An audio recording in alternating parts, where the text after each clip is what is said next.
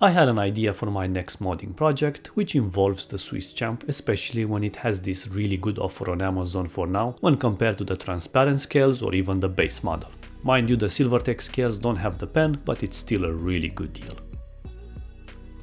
Basically, I wanted to optimize the toolset for my needs, which in return will reduce the number of layers.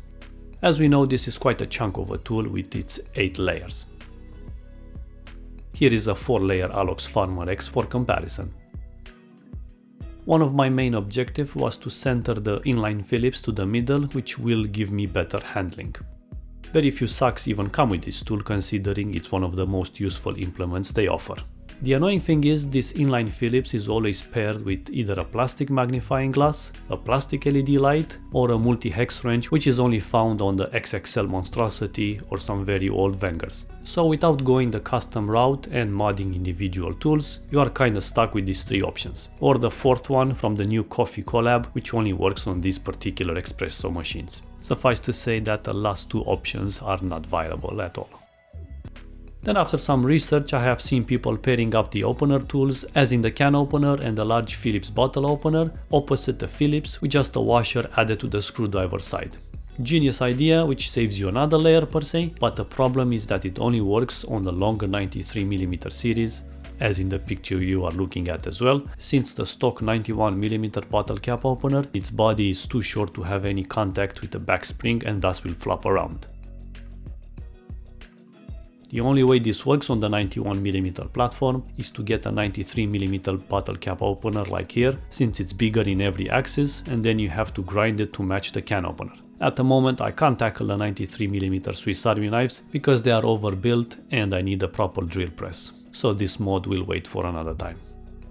In the end, I just relocated the inline Phillips as center as possible and removed the fish scale tool since I don't have any use for that. How to safely take apart a standard 91mm sack step by step, I have shown it in this video, so I will link it for you. Now let's focus on the assembly. I then discovered that I had to order brand new brass rods since the stock ones were too short and bent from this assembly since this is a larger knife. Pinning is not my favorite hobby, but it has to be done if you want these many layers. A more elegant alternative is switching to the torque pivots, but these you need aftermarket matching scales and the maximum I have seen on AliExpress is just for 4 layers. So on the left is the stock rod with its factory pinning, while the one on the right is my best attempt at it.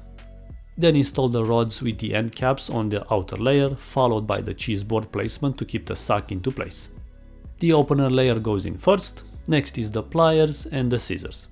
Time for the star of the show, the inline Phillips layer. The saw goes in next with a file next to it, and finally the blade layers. This last layer is a pain to make it to comply perfectly since there are so many elements at once that need to stay put. Zip ties are a must, and for my future self I need to start to reassemble from this side onwards. The outer liner goes in and we are almost there. Trim the brass rods while making sure you leave around 2mm of material sticking above the lock rings. File down if needed after you cut it, but it's best practice to not rush this final process, since if you don't have enough working material, you need to take apart the knife and start all over again with a fresh rod. Before the final pinning, let's check the tension in the tools. The snappiness is there and they all feel really good with no side play.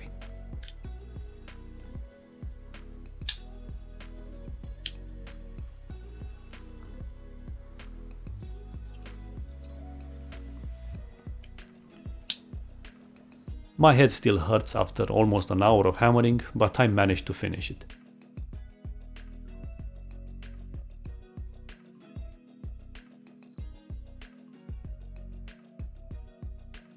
If you protected the scales in the beginning, they should go back in without any glue. And here it is, my interpretation of the best Swiss tool for my needs, which I call Reacher. It's basically a bit thicker than the 5-layer Cybertool M, but more importantly it's EDC legal carry in the UK versus a Leatherman. If I managed the opener tool pairing like I wanted, it would have made it even thinner.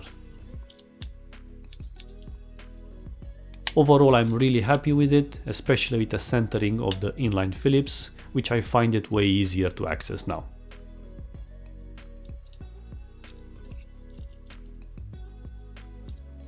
Furthermore, all the other tools work as intended, as you can see.